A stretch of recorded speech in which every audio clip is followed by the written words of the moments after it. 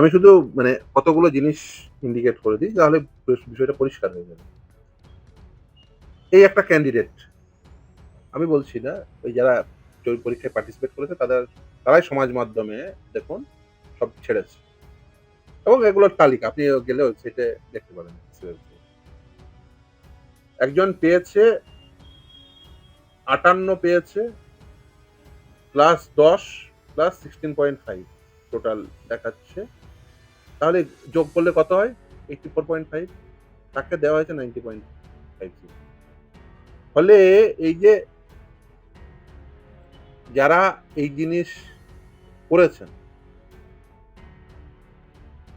84.5 কে যারা 90.5 করেছেন, নিশ্চিতভাবে রাতের বেলায় আপনি লিস্ট আপলোড করেছেন মানে সুরিয়া আস আপনিও মাস্ত এরকম লিস্ট নিশ্চিতভাবেই আপনারা আপলোড করেননি।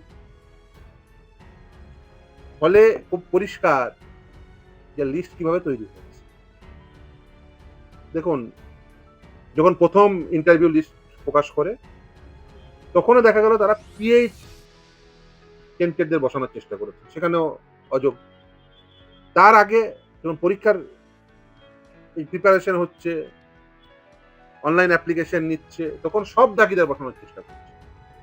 আর এখন এই নাম্বারের গরমিল, এখন এসএসসি কে বলতে হবে যে এই নাম্বারের গরমিল কেন। একাধিক এই তো উদাহরণ, স্বচ্ছতার উদাহরণ।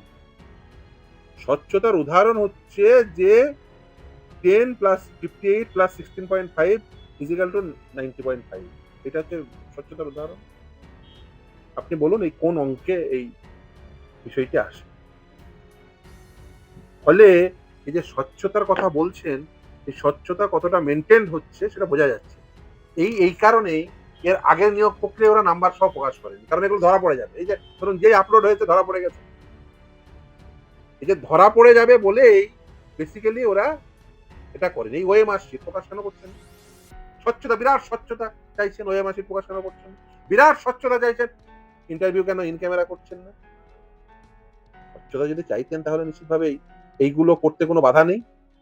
এগুলো কেন করছেন না? তার কারণ হচ্ছে আপনারা স্বচ্ছতা চান না। যে এসএসসি তৈরি হয়েছিল স্বচ্ছভাবে নিয়োগ করার জন্য, আজকে সেই এসএসসির লিস্টে অস্বচ্ছ তালিকা তৈরি হচ্ছে, অযোগ্য চাকরি প্রাপক তৈরি হচ্ছে। কেন? এসএসসি যোগ্যতার ভিত্তিতে, মেধার ভিত্তিতে লিস্ট টাঙাবে। আজকে এসএসসি কে কি টাঙাতে হয়? টেন্টেডদের তালিকা, দাগীদের তালিকা।